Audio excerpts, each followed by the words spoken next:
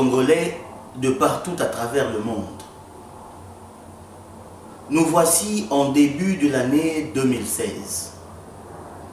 Et comme vous l'aurez remarqué, l'année 2015, aussi bien les 15 dernières années passées, n'ont pas été faciles pour l'ensemble de la population congolaise en général et celle de l'Est de la République en particulier. Cette population de l'Est qui, depuis une décennie, est victime d'un enfer de violence.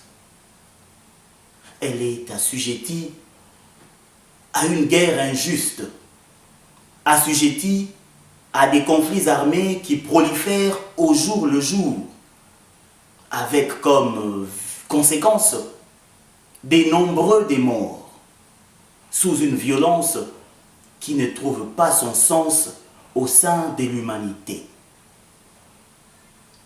Considérant cet état de choses, il faudra admettre qu'il ne serait pas aberrant de dire que la République démocratique du Congo, notre pays, est en deuil depuis belle lurette, car elle perd chaque jour, chaque heure, chaque minute et chaque seconde une frange partie de sa population civile à cause de ces événements combien malheureux,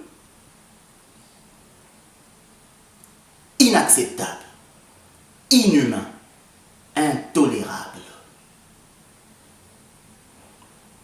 À cet fait, ma pensée pieuse et profonde va à la mémoire de toutes ces populations civiles qui ont perdu leur vie depuis le début de la guerre en 1997 jusqu'à ceci de cette date.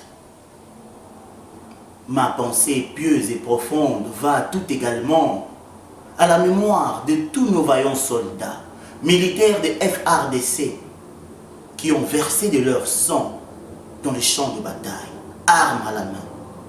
Pourtant, ils se sont battus avec sacrifice, abnégation, dans le souci de pouvoir restaurer la paix dans cette partie est de la République démocratique du Congo, laissant ainsi veuves et orphelins qui, curieusement, semblent être oubliés tant par l'opinion nationale que l'opinion internationale.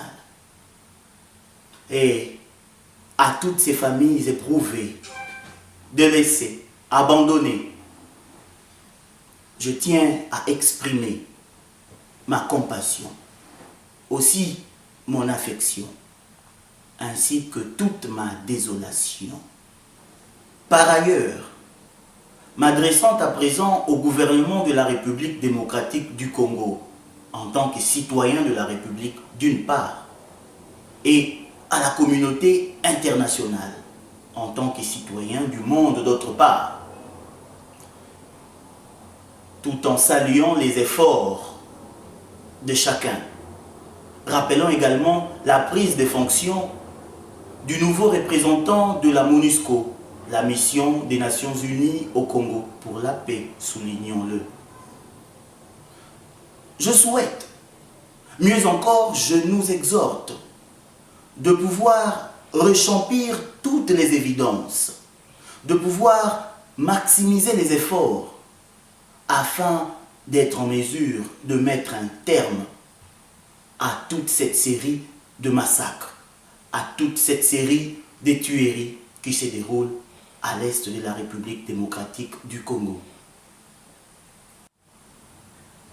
En effet, j'estime à mon sens qu'il y a un lien étroit entre les rébellions, les conflits armés, ainsi que le terrorisme, à savoir la terreur, aussi citons la violence. Ces deux arguments barbares, qui généralement vont de pair, ne valent plus leur pesant d'or à l'ère de la civilisation moderne. Trop de sang a coulé à l'est de la République démocratique du Congo. Faudra-t-il encore une goutte additionnelle de sang?